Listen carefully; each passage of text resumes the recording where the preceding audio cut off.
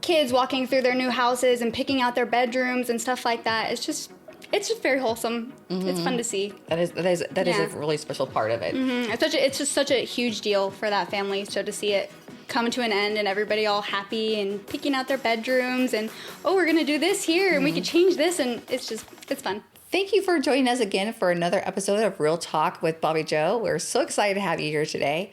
Today we are talking with a team member. This team member is special. She happens to be my son's girlfriend. Hopefully someday she might be a little bit more. It's Rhyan Kessel. Rhyan recently became a real estate agent. How long have you been an agent? I think we're coming up on 6 months. I got my license in May. Awesome. Yeah. When you took the test, did you feel like the test was harder than people were saying it was going to be, or did you feel like it was easier? Or how did you feel? I think it was easier than I thought it was going to be. It was mostly just stress, but I had to take it down a notch, keep myself chill, reread them a few times, and it was all good. I think that you did a great job preparing for it. A lot of studying, a lot of practice tests. What was the program that we got for you to help you study? So ACEable was the class that I took, and then that came with Prep Agent, which is where I did all my practice tests and vocab cards. Awesome. Yeah. And do you feel like that helped you prepare for the test? 1,000%. Those practice tests just over and over and over again, seeing the same questions until I got them all like 90%. I think that made a huge difference. Awesome. Well, I'm very, very proud of you. Not all agents pass on their first time. It's a big deal, and it's especially when it's something you're not doing yet. Right. It's a lot of terminology to take in when you're not really sure how it applies to the real world. Mm-hmm. So good job. Thank you. Bam! Nailed it. Good job. So far since you've been an agent, and we've recently had a closing. Yep. And when in the real estate world, what has been something that's surprised you about our industry? Surprised me, probably just how crazy it is. It's a whole different world. It's a whole different vocabulary that you have to learn in order to understand. It's just a whole nother world. Yep. There's so many moving parts in real estate too. Like people think it's just showing houses, and showing houses is like maybe a third, if even that. And it's so much more than what the class teaches you. The class teaches you so much about how not to go to jail or lose your license, but as far as actually being a real estate or agent, I felt like I had no idea what I was doing after I took that test, but it's been a big learning experience. Awesome. Yeah. So when you're looking at houses, let's go ahead and get it out. Let the cat out of the bag. Like, what's the weirdest thing you've ever seen in a house? Well, just last week we were looking at a house that would either be a huge remodel or a complete tear down. It was full of mold, a lot of rot and water damage, and in this basement, completely unfinished. There's nothing down there but mold, really, except for an adult swing hanging in the middle of the basement. Nothing else down there but that. So that was probably my weirdest find so far. It's interesting for sure. That would be weird, just because who would want to do any hanky-panky in a basement full of mold? like nothing about that scene says romance. No. That would be gross. No. I've actually gone to a basement one time, and it was full of water. Like a swimming pool. Like you would walk down and you literally feel like you're walking into a swimming pool. That was the worst thing I've ever came through. And it ended up being there was a natural spring that ran under the house, and the sellers didn't have any idea. But they hadn't gone in the basement for a long time. Oh, geez. Obviously, but I'm not joking. The basement was like a cellar basement, right? And it must have been at least 4 feet of water down there. Like that was a huge. Yeah, that's a problem. Yeah. We were walking down. It was kind of dark. I'm like, do you hear water? Like, oh my goodness, we got our cell phones out. We're like, oh goodness. Oh, there's a swimming pool. Yeah, we should turn around. It's a perk you didn't even know I had. It's an indoor pool. An indoor pool. How cool. No problem. little chlorine. Yeah. It was ready to go. So I have some more questions for everybody to ask. Look at my little phone. Okay. Because I had prepared some questions earlier on ChatGPT. So far with real estate, this is not on here, but what's been your favorite part so far about the job?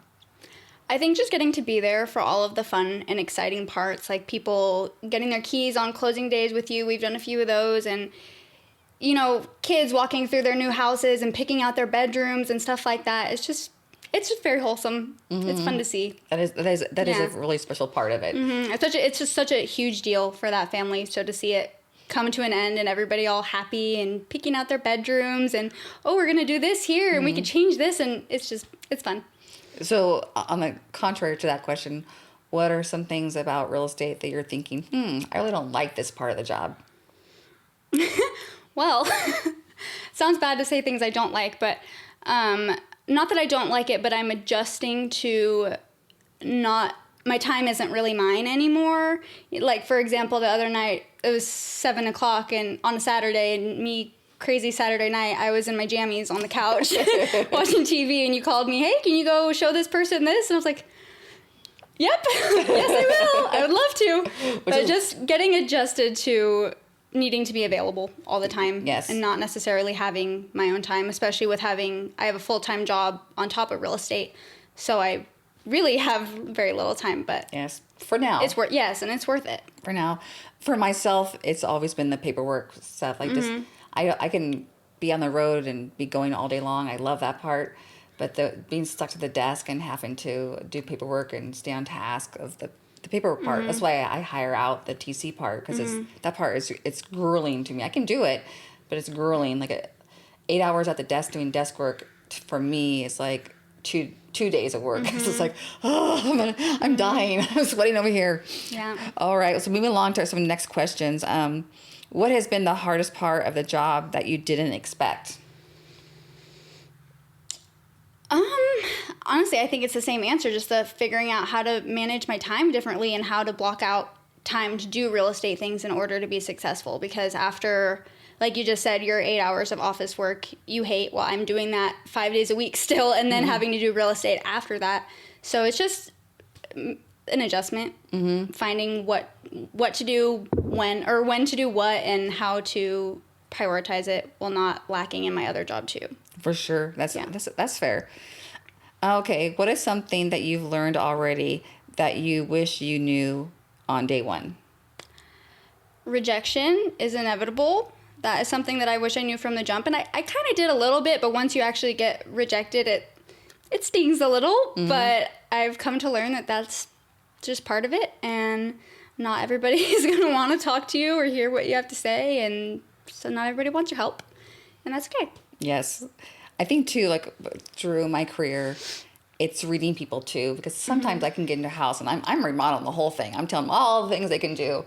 And you look over at them, they're like, their faces are like, oh shoot, I probably should bring it down a little bit because they like the house the way it is. Yeah, they love it. Or they like for you, for instance, when we walk into some homes, you love houses that are more unique and have character. In my head, I'm thinking like all these cabinets are gonna go. Take out that funky window, and you're like, oh, I love all this character. I'm like, oh, a sunken living room, I love it. So reading people's energy and their faces, I think too, is part of the job. And then knowing too when to speak up and give more of your opinion, but also learning to step back. And sometimes people love you to walk through the house and explain things to them. And sometimes people need you to just like step back and maybe walk behind them and let them just experience and feel the house on their own. And also sometimes I've noticed in my career, it's okay to say to people, what they walk in, you can just totally tell they hate it. It's okay to say like, hey, if you guys aren't feeling it, we don't have to see the whole house. Right. And we can go ahead and go. And sometimes they might say that in the front yard. And if that does happen in the front yard, they don't want to go in.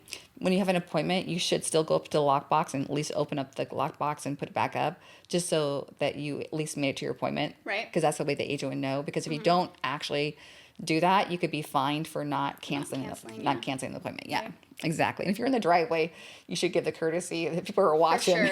For sure. If nothing else, you go, take a quick peek so you can know what to compare it to. Yeah. Too. All right. First impressions of the business. What has surprised? Oh, I already asked you that questions. Motivation and personalities. It says, what excites you the most about helping people buy or sell a home? I think I kind of answered that with just being a part of the process and getting to see all the excitement and the fun stuff. Also, seeing really cool houses is definitely a bonus, but mostly just getting to be there, be a part of it, and see people all happy and excited.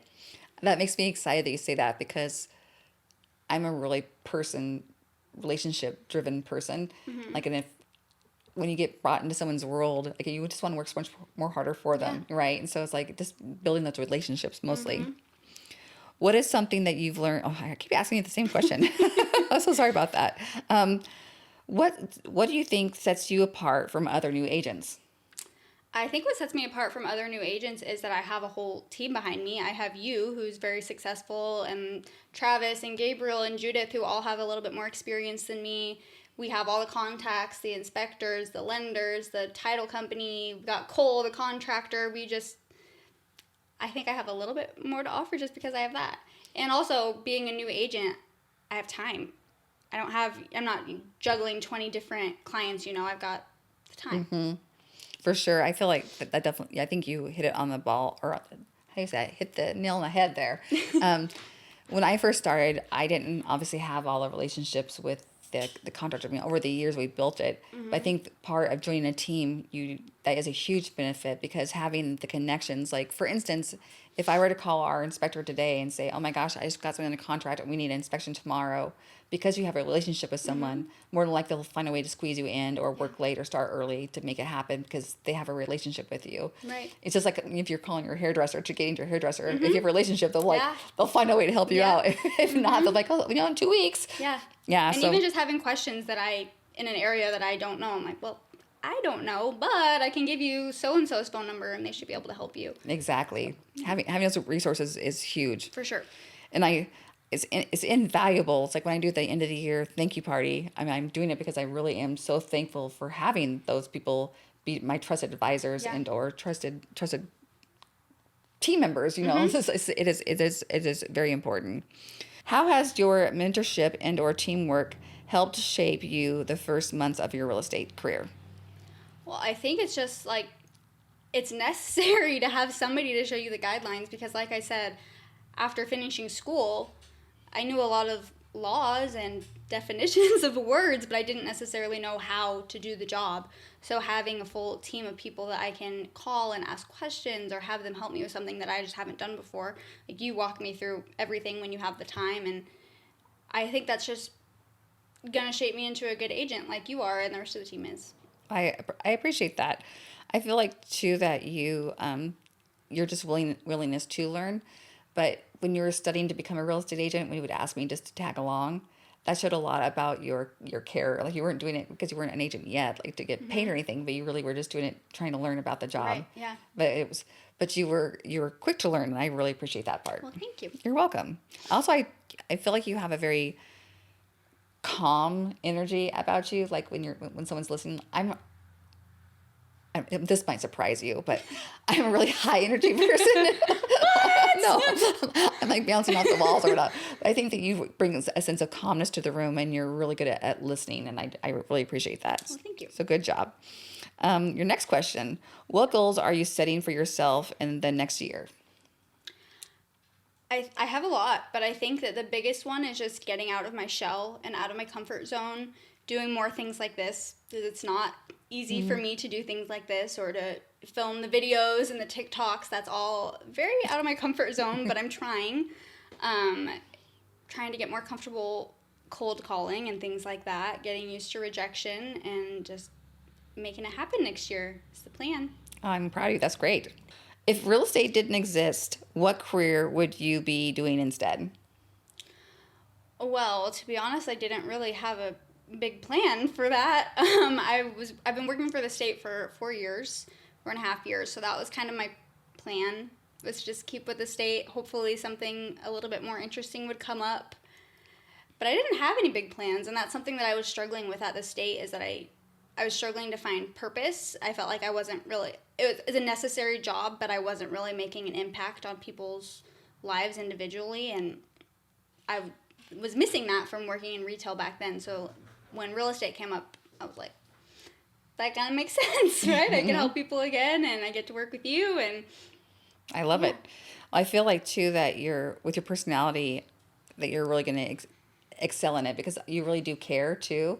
And I feel like you have a good sense of house. It sounds weird to say that, but house energies. Like you do have a pretty good sense of house energies. Like there's been a few houses you've gone into, you're like, I don't like it. I don't like it. I don't like it. I don't want that for my client. No. And I think that's great. If for myself, I just wanted to answer this before. for myself, my second career was going to be, my dream was always to have some property and start a nursery, like, and make those big fancy baskets on my own. Yeah. Yeah. It definitely wasn't cooking. That. We know that cooking, no, not cooking. That, you might be able to go make bread or something. I can make some bread. Yeah, you can be not sourdough, but some normal bread, some white bread. Do that. You can start a bakery. Yeah. Okay. This is saying rapid fire. Are you a coffee or a tea person? I love a chai tea. Other than that, coffee. Okay. And are you an early bird or night owl? Oh, early bird for sure. Well, I'm not that early, but I'm definitely not a night owl at all. I'd love to be in bed by 8 o'clock if possible, which is a little less possible now with real estate. Yeah. Definitely not a night owl. Mm-mm. No, I think it's hard. It's hard to stay up for myself too. Like sometimes I'll find myself trying to go to bed at 8 o'clock too. Mm-hmm. So, yes. Mm-hmm. What is the most interesting and funny thing?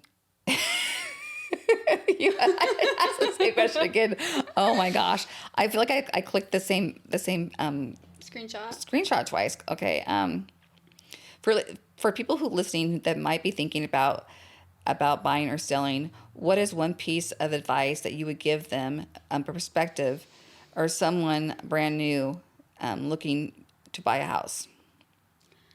I would say, as somebody who just learned the whole process, ask questions, because there's so many moving parts. I'm still asking a lot of questions, of course, but find the right realtor, ask questions, don't go into it confused, make sure you understand what and feel comfortable. Yeah. Very, very good. What do you want clients to know about you working with you? Like, what sets you aside from other new agents? I feel like I already said all that too a little bit. Just that I have an awesome team behind me. It's not just me. They've got some resources. I've got the time. I've got the drive. I'm new. I want to get in there and do it. You want to conquer the world? Yeah, exactly. So on my team, if we have a house that's vacant, we always stage it. Like, do you feel that, and this is not a trick question, but do you feel that that's a benefit, or do you think maybe it's a little waste of time? I don't think it's a waste of time at all. I think that it helps people just kind of envision what it would look like. And you've said this to me before, a lot of people do the digital staging, but then people walk into the house and they're like, well, I thought this was there and this was there, and they spend so much time trying to make sense of it. So I don't think it's a waste of time at all. I think it's a lot of work for us. It is a lot of work. Yeah. It is a lot of work. We have hired stagers before to come, and one is expensive, right? A lot of agents will pass that expense on to their clients, and or some split it with their clients. But for instance, the house that you have listed right now, we probably would be into it for $3,000 for staging. So during COVID, though, it was really hard to get the stagers to come back and get their stuff, or for them to show up to put their stuff in. So during that time is when I started buying all of this Wayfair furniture and Amazon furniture, and like I think we have enough now to stage 5 houses. I mean, we got quite a bit of stuff. We got a warehouse. But I really do feel like it's a benefit though that we can add to our clients, that we have the staging that's available. Definitely. It takes us time, like, and it's an expense to me to pay people to go in there and the team members that are not agents to help go stage it, and or us for our time to do it. But I think it's invaluable. Like, from my perspective, it's invaluable. I think if you can get someone in the door and they can feel cozy and feel welcomed, I think that it will more likely sell. And I just experienced this with new construction. We went from the model home to the house that was available.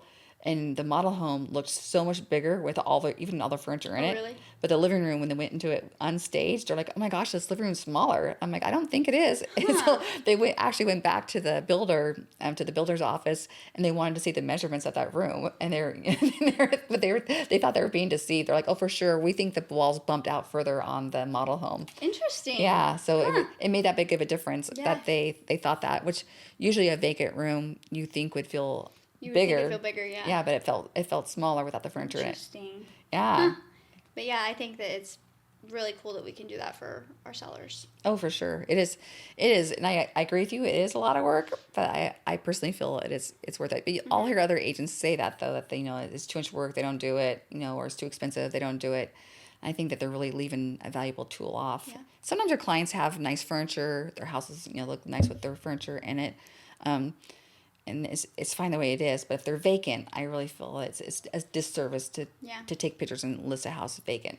Or sometimes they just need a little plant here and there or something. Make it a little cuter. Yes, I call that soft staging. A little soft, just to help the pictures look better too. I think it helps the pictures pop just a little bit.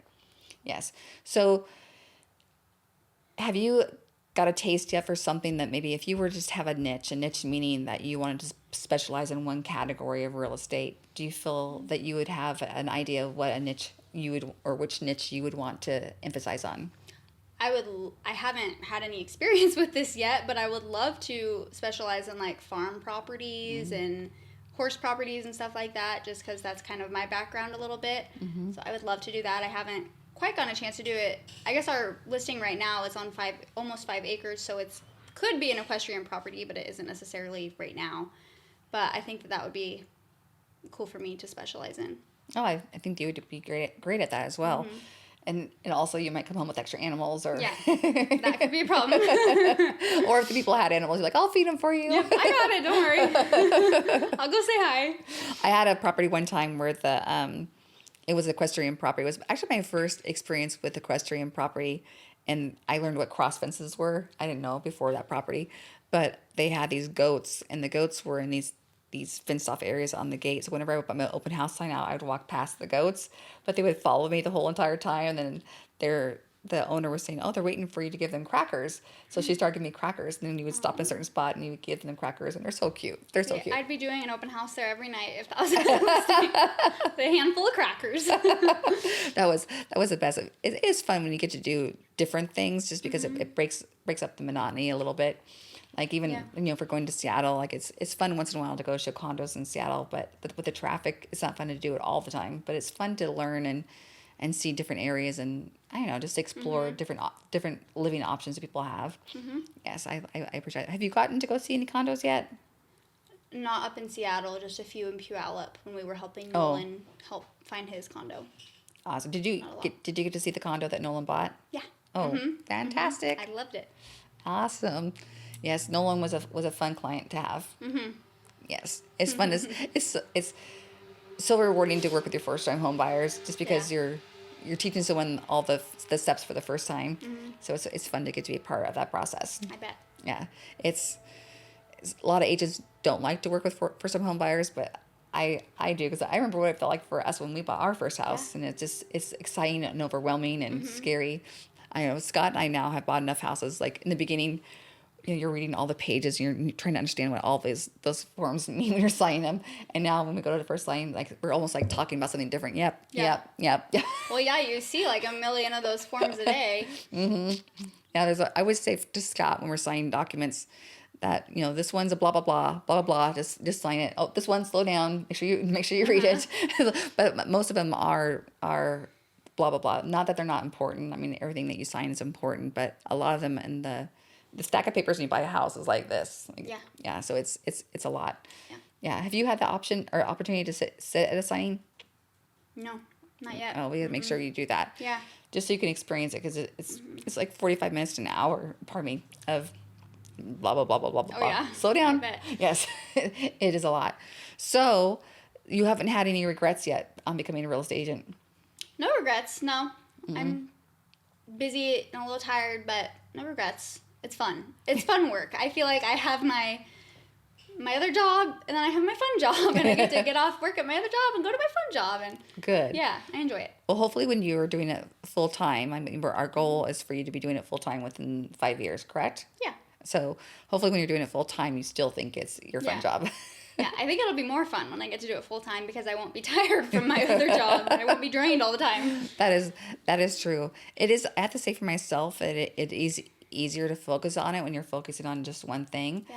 The hardest part I feel when you're a full-time agent is that you're like, there's two hardest parts to me. One is like before I had the team, it's a little lonely, like when you're not out with your clients and you're just doing your paperwork, you're having to invent everything on your own. But when you're trying to market and make new business, like you're making all your own plans, as in like you don't go to work and someone says like, here's this work, get this done. Like you have to invent the work and you have figure it out. and then so much of real estate too is being on social media or social platforms, and that was for myself very hard because I'm not from a generation where you're used to being on your phone all the time or talking to your phone. Like I was when I first went full time, I had a meeting with my escrow office, and I'm talking to the escrow officer, and we're making an idea about farms and how to market yourself better. And she had an assistant at the table, but she's at the end of the table, and she's on her phone the whole time. I didn't know what she was doing, and wasn't really paying attention to her. But when we were done talking, she's at the end of the table. She's like, you need to be on social media. I've been looking you up, and I don't see you anywhere. Oh. And so she didn't say it quite like that, but I get in my car, and I'm like, who is this girl? Like, what does she mean? And she's like, people like videos. And so, but I did listen, and it happened to be that the office was offering a social media class, I think it was Instagram, in a couple of weeks. So I went to that class, and I learned how to make an Instagram business page. And then at that class, they were talking about videos again and the importance of doing videos. So I stopped on my way home at the train station in Sumner because I understood the impact of being able to commute by train from Sumner, up to Seattle.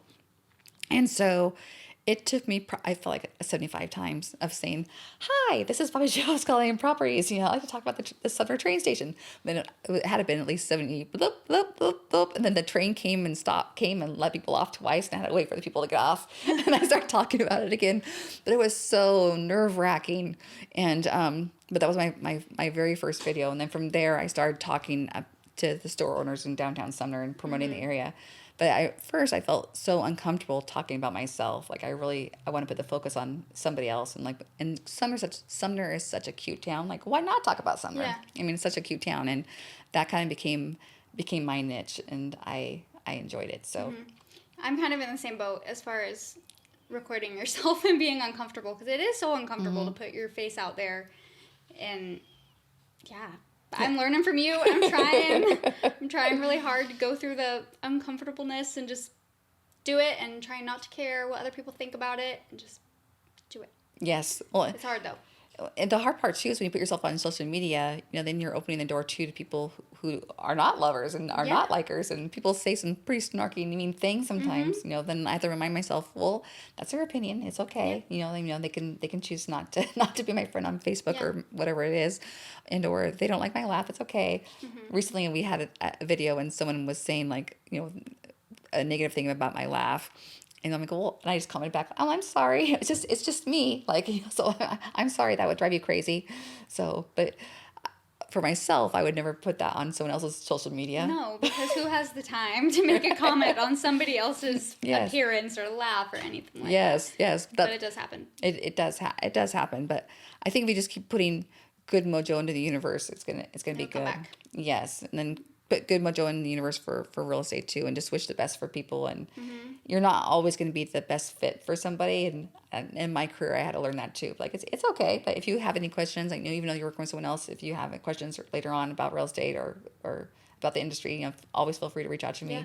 And it's okay that everyone doesn't want to use it. But rejection, can't be everybody's cup of tea. Rejection is part of it, but there's been several times I've gone to listing appointments, and people will say that they're interviewing 5 agents, and it used to make me so nervous to go to those appointments. And then the point that my career I'm in now, I was like, oh, they don't choose me, they don't choose me. As long as they pick another good realtor, I wish I could give them the no list that I have. But as long as they're in good hands, it's all good. There's enough houses out there for all of us to sell for people. Yeah. And you want to work with somebody that wants to work with you. For sure. You don't want to not get along. For sure. So recently I put you on a task to call expired listings, not trying to get the listing, but just trying to interview the seller to find out how their experience went with their sale. Have you gotten anywhere further with that? Honestly, I haven't gotten very far with that. I've done it a few times, and first of all, I haven't had a lot of luck with actually being able to find the seller's phone number. I would say a good 85% of them don't have their phone number on the MLS, so you can't contact them. And the ones I do, honestly, I haven't really gotten anything positive yet. I've just gotten a lot of, it's the interest rates, it's the market right now, and I don't have time to talk to you, which is something I'm getting used to. It's hard to respond to that when you How are you? I don't have time to talk to you. Okay, well, thank you. Have a good day. It's tough, but yeah. More to come on that. Awesome. Well, I'll keep trying. I'll be interested in hearing how it goes. I feel like it's going to help you, one, get used to being on the phone and asking uncomfortable things. For myself, when you walk into a house and it stinks or it has issues, I used to have a really hard time telling the seller that because I didn't want to be rude or tell them, any hard news. Like I want to stay in the bubbly, happy zone, but then I'm not helping them get the most value for their house. So, but I'm still learning how to calibrate that the best because each client is different, right? And so I'm still trying personally to. Because now I went through a phase where I was going like, we need to do blah, blah, blah, blah, blah. Your house smells like cat peas. Just smells like dog in here. Yeah. Ugly. But then that is a turn off, right? So then I'm trying to find, I'm like, okay, that's not working. So I need to be, find a way to make it softer. A happy medium. A happy medium, yes. But some soft suggestions. Or I should be like, are you open to some suggestions? Yeah. Yeah. It's hard because it's so emotional, especially if they've lived there their whole life or they built it themselves or it's their dogs that stunk it up, Oh, for sure. It's hard to say it. For sure. I recently just went to a listing appointment and it smelled so strong. It didn't smell like the cat was peeing in the house. It just smelled like their cat box was so full and for a really long time. And then I had said, if we're showing the house, we may need to, clean the cat box more often. But like on the car, I'm like, well, maybe that wasn't the best way to say it either. Or can we keep the cat box outside? But it was so strong, like you could just feel it in your throat. But I don't know if you can think of some clever ways to be able to say that, it might be helpful for me. Yeah, okay. I'll work on my cat box suggestions. It happens more often than not. You'd be surprised. Yeah. Yes. But then you go into other houses and it's so meticulously clean, like you don't feel comfortable even walking in your socks in the house. Right. Yeah. So it's like everyone just has a different standard of living. For sure. Yes. I think sometimes people might think our house, I try to tell people that all the time. I mean, like, I don't live in a glass house. Like, if you're coming to my house right now, you could have lots of suggestions for me, too. Like, there's always dog hair everywhere. Well, and when you're making suggestions, you're not making suggestions for the house that they're going to live in. You're making suggestions for their fake house for when they're selling it. It's different. Yes. And I have been saying that. I do like that. I should orchestrate it to say, are you open to suggestions to help capture a fake house? Yeah. What the client's looking for or the buyers are looking for. That's a good way to put it. There, you just solved a problem. Ding! that might help them. So moving forward for yourself, what would you say, where do you picture yourself in 2 years? Hopefully full-time if I can by then. Obviously I don't want to set myself up to fail and leave my other job too soon, but hopefully a full-time agent. Hopefully a lot more independent by then and successful. Yeah, that's really just better.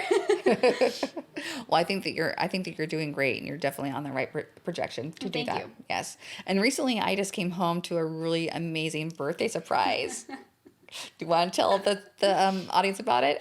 So Bobbie Jo loves Halloween very, very much, very, very much, and her birthday is coming up. October 18th, I think. So we decided Home Depot has these 12-foot skeletons, and we were like, oh, that's pretty cool. We could get that. But then we found a 15-footer who's not a skeleton, but a little scarecrow guy for the same price, and she had to have it. So we set that up for her, and we hung her Bobbie Jo Sells Home sign on it, or he's holding it up, and his chest lights up and his eyes light up. But I didn't know about it, and I came home from work that day, and I was coming home like this time of night, almost dusk. I'm like, what is at our driveway? What is that? And I got closer. I'm like, she didn't even make it in the driveway. It's like pulled off the road. I ran out. It was so cool. It was so cool. We knew you'd love it. Yeah, now we said to find a place to store it when it's not Halloween. Yeah, that was our one downfall. And I asked Scott. I was like, do we have permission? Because I know storing it would be a problem. And he said, as long as it's not a pet, it's fine. I was like, perfect. We'll have it. That was pretty smart of him. I like that. I like that a lot. It's huge though. We'll have to post a picture on our social media soon because it is amazing. And that day I happened to be, it was October 1st because I think so, yeah. I happened to be wearing a Halloween shirt. It was like my orange shirt with my bats on it, and I pulled up. It was incredible. Perfect. It was incredible. I'm in love with him. I gotta give him a name though. Oh, yeah. I'll think of something clever. Yeah. Well, again, thank you so much for joining us for Real Talk with Bobbie Jo and Miss Rhyan Kessel. Thank you, Miss Rhyan Kessel. Thank you so very much for joining us today. Thank you for having me. It's a big deal, like especially as a new agent, like and being brave enough to do the podcast is a huge deal. So thank you. I didn't give her permission notice. I asked her maybe like 6 hours beforehand. Yep. Yeah. Here we are. Yes. So thank you so very much. I was so engulfed in getting my work done.